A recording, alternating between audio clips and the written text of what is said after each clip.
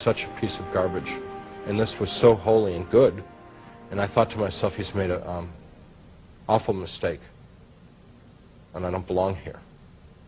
And so we stopped at that point, and he said to me, we don't make mistakes, and you do belong here. And I was quite taken aback, because he hadn't spoken to me up until this time, and he was speaking directly into my mind. And I could hear his voice, but it wasn't coming through my ear. And I also caught on that he was also hearing what I was thinking, which was a little more disconcerting. And then he said, after we exchanged some conversation this way, telepathically, he said that he had some people he wanted me to meet. And he called out with musical tones, and some of these angels came and we're all in space now. We're not in heaven and we're not in hell. We're just in between. And they came and we made more talk, and they said that they wanted to show me my life. And interestingly, they had a complete record of my life, these angels. They had recorded every minute of my life, including my thoughts, my feelings, including the feelings and thoughts of the people that I had interacted with, including even things that had happened to the people that I interacted with that I wasn't aware of, like the bad day my dad had at the office and came home and he and I had a fight. And I got to see what he went through. You saw everything, or just bits and pieces? Episodes. Episodes. Yeah, I didn't see my entire life. We just went through episodes starting in a chronological order. And how did you see it? Was it you saw it in your mind? There was actually like no, it was real strange. It was like watching a play on a stage, and there were just actors, and there were hardly any sets. So if it was like my mother and I talking, and my mother drinking coffee at the kitchen table, it was like the table and my mom and her, maybe a little bit of the linoleum, but the counters weren't there. Right. Because what they were showing me was that all that really mattered was how I had interacted with people, whether I had been a compassionate person or not. That's all they were interested in. We would get up to points in my life where I would, you know, have an accomplishment, like win an 8 high school shot put meet or something, which was my big event in high school, was shot put. And they'd skip over it. I said, wait a minute, I wanted a shot put there. I worked really hard to get to that point, you know. And I said, well, that's not important. What's really important is this. And they'd show me how I'd shown a little kindness to a really fat, uncoordinated kid who didn't know how to throw, and I was trying to teach him how to throw the shot. And I was like, they're going like, see, that's good stuff, you know. So they showed you the good things, and when you looked at good things, it made them happy, and then when you saw the bad things, they became very sad. Yeah, and extremely disappointed. I knew, fortunately, that they loved me, no matter what I did, but I knew that I majorly was letting them down, and that they very much disapproved of what they were seeing. But it was like, you know, we had such greater hopes for you than this. And what was Jesus saying or doing at this point? Holding me, loving me, and sharing his feelings about what we were watching in my life. I felt very, very ashamed, and I didn't want him to see it, even though I knew, you know, I mean, it's ridiculous because he knows all this stuff, but I was like, I wanted to, you know, hide it from him. You know, don't watch this stuff, you know. Was he angry with you, or was he just disappointed? Not angry. Very, very disappointed. Like a parent would be with a child. Yeah, because he had really big hopes for me. Because he really, I mean, it's a weird thing to say, but when you're in with Jesus, it's like you're the most special person in the whole universe. That's the way he makes you feel. You know what I mean?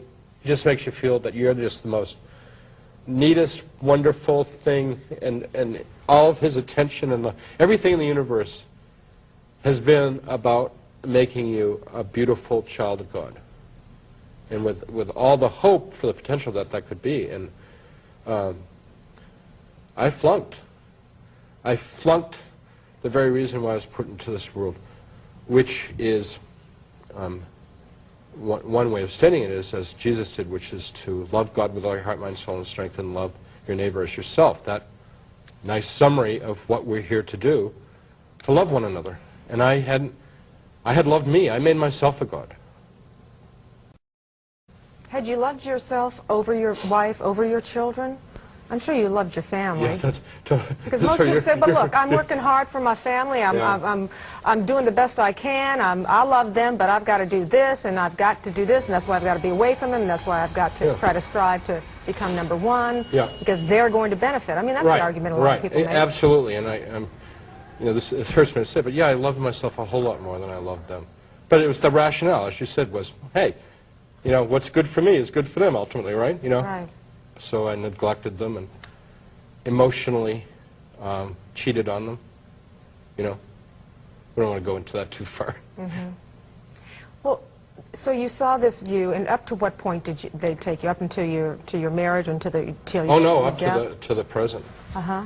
It was quite bleak, and I was so happy when it was over, because having been a teacher, I realized that I had, not only had I not passed the course, I had flunked the course.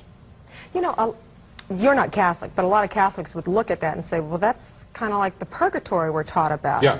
So it would be sort of like a purgatory. Yeah, and I heard a priest explain purgatory this way, which I think is really wonderful. He said, don't think of purgatory, this is a priest speaking, I'm quoting him, don't think of purgatory as a geographical place. Think of it as a state of being. Mm-hmm. And I certainly believe that we need to be purged or purified before we can go to heaven. Even after our death, even though we've accepted Jesus. Even if you've accepted Jesus as your Savior. Absolutely, because none of us are perfect enough, pure enough to go to heaven. I mean, Mother Teresa would be the first one to tell you that she needs more perfection, filled with the goodness of Christ, and let go of whatever those little things that she might have been holding on to, in her life. So I thank God for that purgation, or that purgatory, or whatever. But you don't want to think of it as like a country that we have to sort of make the journey through. Think of it as a process that's a wonderful grace of God that we're given, that we are made perfect by God so that we can go to heaven. And nobody is good enough to go to heaven without the love and the perfection of God interceding on our behalf.